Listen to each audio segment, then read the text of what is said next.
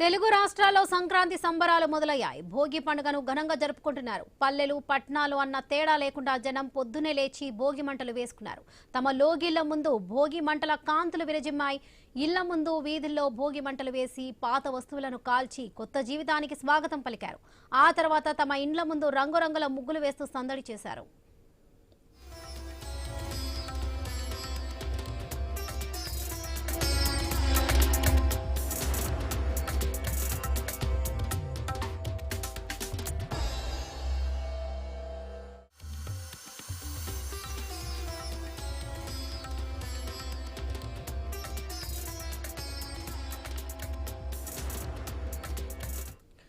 దక్షిణాయానికి ధనుర్మాసానికి చివరి రోజు భోగి. ఇళ్లలోకి భోగ భాగ్యాలను ఆహ్వానించే రోజు ఇది.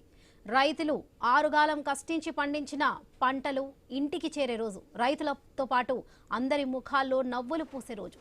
భోగి అంటే తొలినాడు అని ఒక అర్థం ఉంది. కొత్త సంవత్సరంలో పండుగలు భోగితోనే మొదలవుతాయి. ఈ రోజున ఇంటి ముందు భోగి మంట వేస్తే ఇంట్లోని చెడు దరిద్రాన్ని తొలగించినట్లే అని నమ్మకం.